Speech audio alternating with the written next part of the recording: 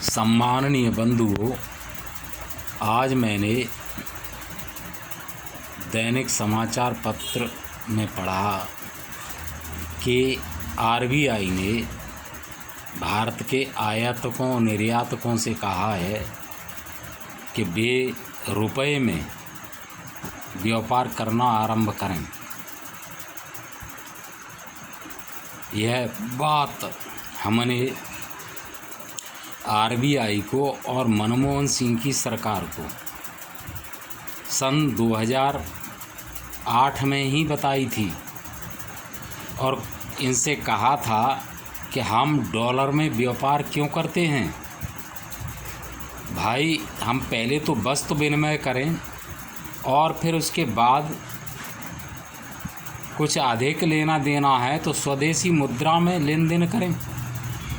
Dollar को क्यों बीच में लाया जाता है? डॉलर के उपयोग से गरीब देशों को, गरीब लोगों को बहुत नुकसान होता है, लेकिन इनकी समझ में नहीं आई। वह मनमोहन सिंह, जिसे अर्थशास्त्री कहते हैं, इतना बड़ा घोंचू है कि उसने इस बात को जाकर के ब्रिक देशों के सम्मेलन में कह दिया। हमने इसलिए कहा था कि हमारे देश को फ़ायदा पहुँचे, उसका फ़ायदा चीन उठा रहा है। चीन ने दर्जनों देशों से द्विपक्षीय समझौते कर लिए वस्तु विनिमय के और स्वदेशी मुद्रा में व्यापार के। भारत ऐसा नहीं कर पाया। और दूसरी बात मैं यह कहूँ कि भारत के नेता बेहद मूर्ख, धूर्त, गद्दार और साथ में गांडू भी हैं। जो बात हमने आज से 14 वर्ष पहले कही थी, वह बात अब इनकी समझ में आ रही है, और वह भी अपनी समझ से नहीं, रूस को देख करके।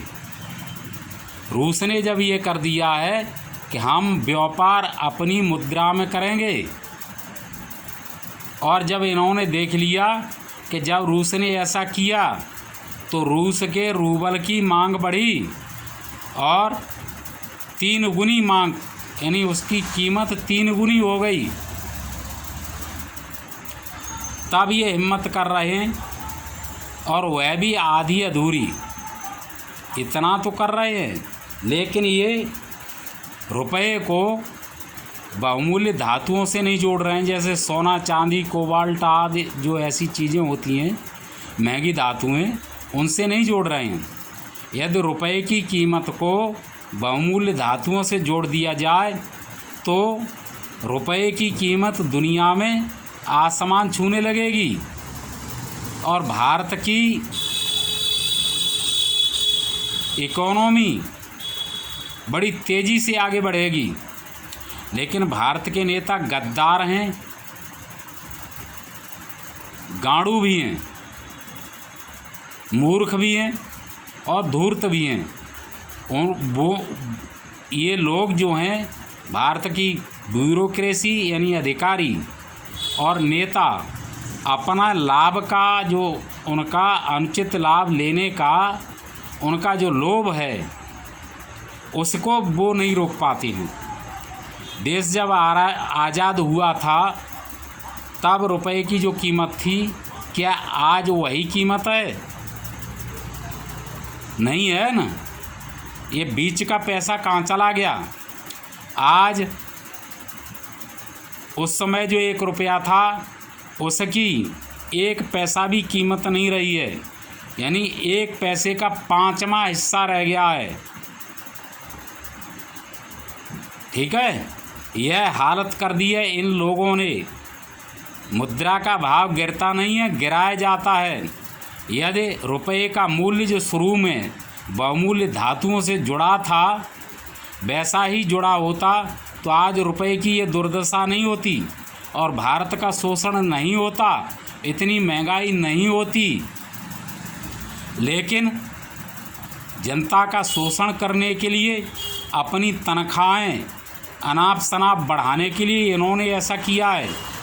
भारत में महंगाई जितनी बढ़ी है उससे कहीं ज़्यादा इन लोगों ने अपनी तनख्वाहें और भत्ते बढ़ा लिए हैं। यह गद्दारी, विश्वासघात सरकारों ने किया है, विधायिकाओं ने किया है, सचिवों ने किया है और न्यायपालिका ने, आरबीआई ने इसमें साथ दिया है, मीडिया ने भी साथ दिया है। और इस देश के मूर्ख पालतू कुत्ते जिनको कहा जाए अर्थशास्त्री, उन्होंने साथ दिया है। नहीं, देश में ऐसा आर्थिक घोटाला नहीं होता। मैं यह जानना चाहता हूँ कि भारत जितना आयात करता है उससे चौथाई निर्यात करता है। तो रुपए का जब मूल्य बढ़ेगा तो फायदा होगा या नुकसान?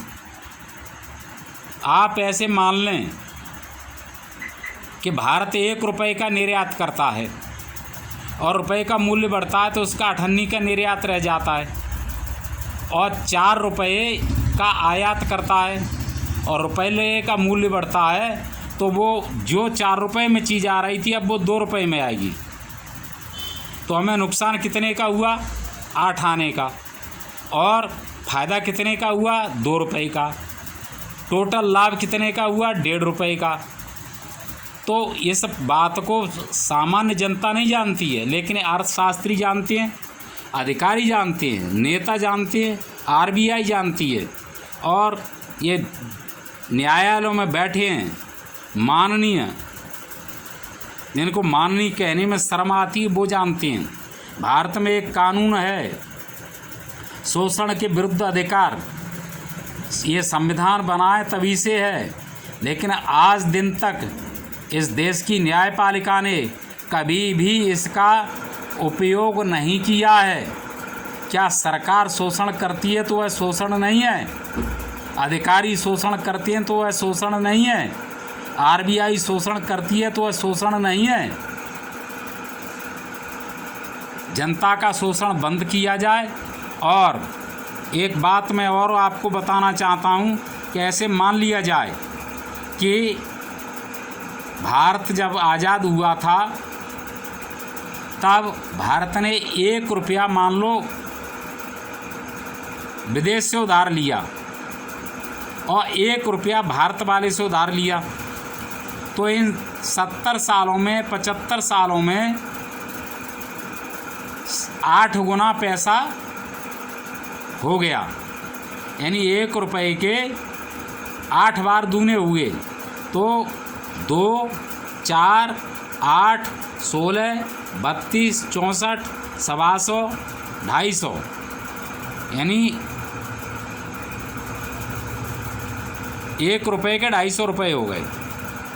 अब उसमें 80 का भाग दे दो तो कितने रह गए? 4 रुपये। अच्छा, उधर विदेश से जो कर्जा लिया था उसके भी 250 हो गए, और तब $1 और 1 रुपया बराबर था। अब 80 रुपये का $1 है तो उसके 80 गुने हो गए। 250 के 80 गुने करो, कितने हो गए? 2000। उस पर एक बिंदी और बढ़ा दो, 20,000। हम विदेश वालों को, हमारे देश के नेता अधिकारी इतने कुत्ते हैं कि हम विदेश वालों को 1 रुपये का 20,000 पे कर रहे हैं, और अपने देश वाले को हम 1 रुपये का केवल 4 रुपया पे कर रहे हैं इन 75 सालों में। तो मुझे ये बताइए कि ये क्या हो रहा है? अब जो इन्होंने निर्णय लिया है वो भी मूर्खता से भरा हुआ है। इसका कोई फ़ायदा नहीं होगा। फ़ायदा तब मिलेगा जब रुपए की कीमत को बहुमूल्य धातुओं से जोड़ा जाए, सोने से, चांदी से, और दूसरी जो दुनिया की बहुमूल्य धातुएं हैं उनसे जोड़ा जाए, तो रुपए का मूल्य स्थिर होगा, महंगाई रुकेगी, और अधिकारी नेता जो अपनी तनख्वाहें अनाप शनाप हर वर्ष बढ़ाते हैं उन पर रोक लगेगी, जनता खुशहाल होगी। तो मेरे कहने का मतलब ये है कि आप सब लोग और इस देश के अर्थशास्त्री, आरबीआई सरकार पर दबाव डाले कि वो रुपये को बहुमूल्य धातुओं से जोड़े, नमस्कार, जय हिंद।